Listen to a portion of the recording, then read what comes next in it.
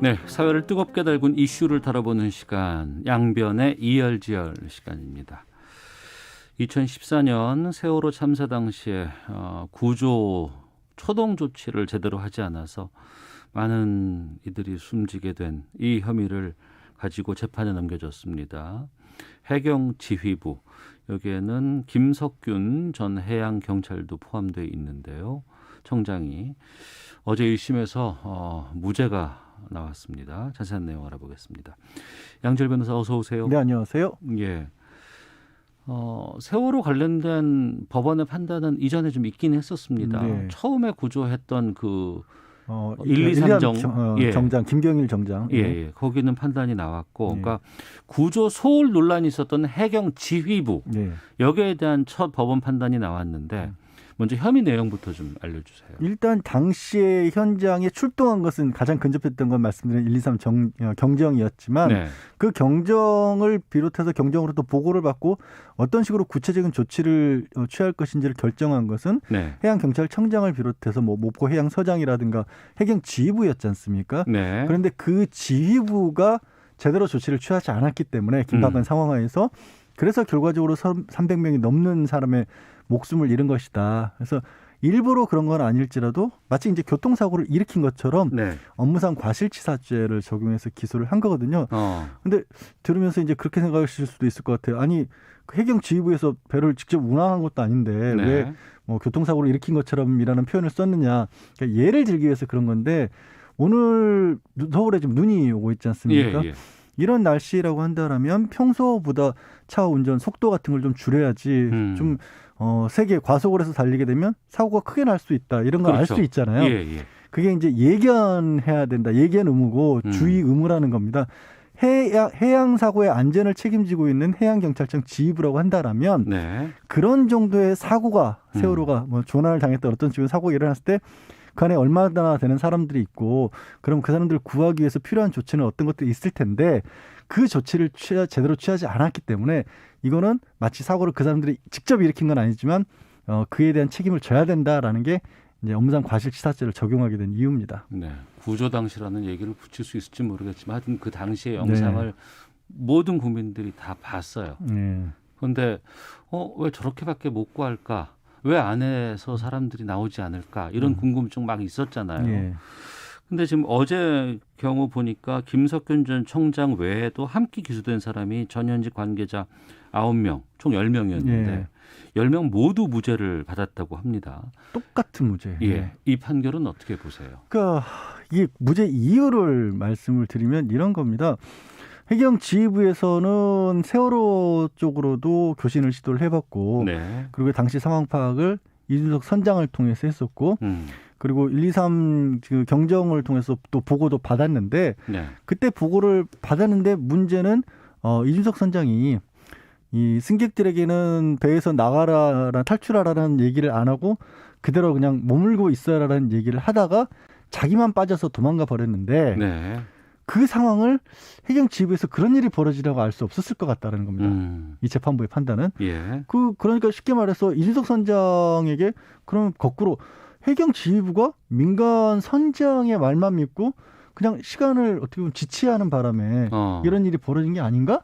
사실 검찰은 그렇게 봤던 거거든요. 공소를 제기할 때는. 그런데 재판부에서는 지휘부로서는 그 정도밖에 할 수 없었던 것 같다. 뭐 헬리콥터를 더 출발을 시킨다든가 이런 조치들도 헬리콥터에 방송 장비가 있는 건 아니었기 때문에 배에 타신 분들에게 탈출하라고 뭐 이렇게 알려주기가 어려웠을 것이다라고 하는데 저도 말씀을 드리면서도 고개가 자꾸 갸웃거려지는 게 진짜 그거밖에 할 수 없었을까라는 건데 어제 재판부의 판단은 그거밖에 할 수 없었다.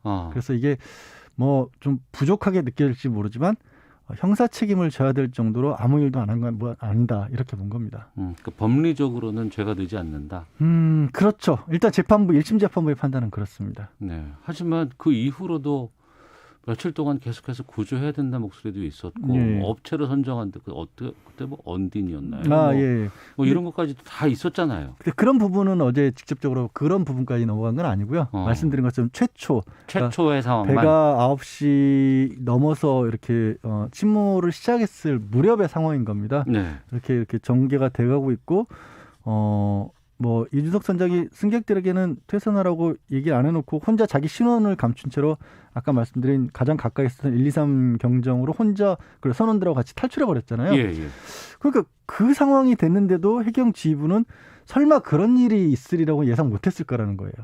그럼 세월호 선장과 선원들은 구속이 됐고 선장은 무기징역을 받았죠. 예, 예. 그리고 이제 그 외에 예. 세월호에 직접 탑승했던 사람들 말고는 그러니까 그 구조 현장을 지휘했던 그 1, 2, 3 정장, 예, 김경일 정장, 네, 이 사람은 유죄 판결을 받았잖아요. 그러니까 이게 좀 이상한 거예요.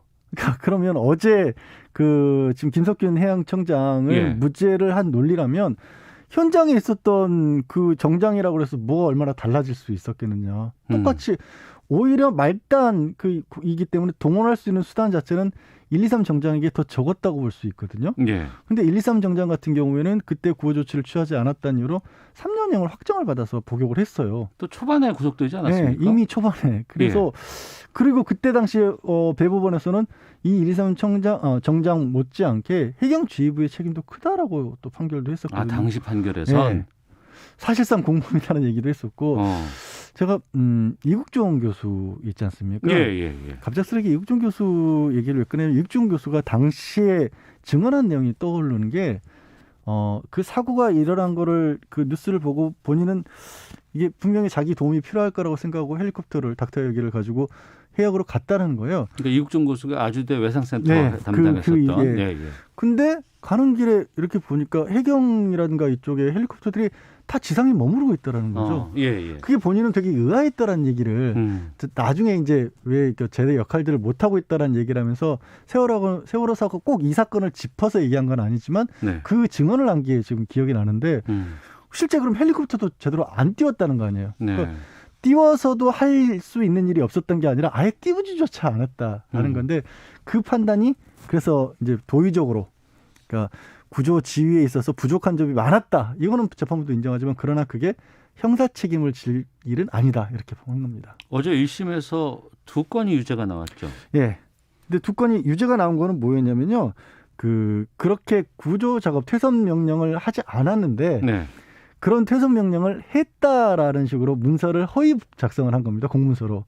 아, 구조 작업에 대한 문서 작성을 했을 때 허위로 작성한 것. 그래서 그거를 허위로 작성하고 그걸 행사했다는 건데 그럼 여기서 또 의문이 남은 거죠. 뭔가 이 일이 끝나고 나서 세월호 이 문제가 있고 나서 해양서장이 그런 나는 퇴선 명령을 내렸다라는 문서를 왜 꾸몄을까요? 그러면 자기가 그걸 하지 않은 게 뭔가 찜찜하니까 그걸 꾸몄다라고 보는 게 상식이지 않습니까? 그러면 거꾸로 뒤집으면 그때 퇴선 명령이라든가 이런 것들을 해야 했다는 게 맞다라는 얘기도 되잖아요. 그걸 이 스스로도 알고 있었다는 얘기잖아요. 해경 지휘부에서. 근데도 어쨌든 법원에서는 그거는 뭐 죄가 아니다라고 한 겁니다. 어제 1심에서 검찰의 구형량은 얼마였어요? 구형량은 제가 다른 사람들까지는 기억이 잘 안 나는데요. 김석균 청장 같은 경우에는 전 청장 같은 경우 금고 5년이거든요. 5년이 업무상 과실치사로는 법정 최고형입니다.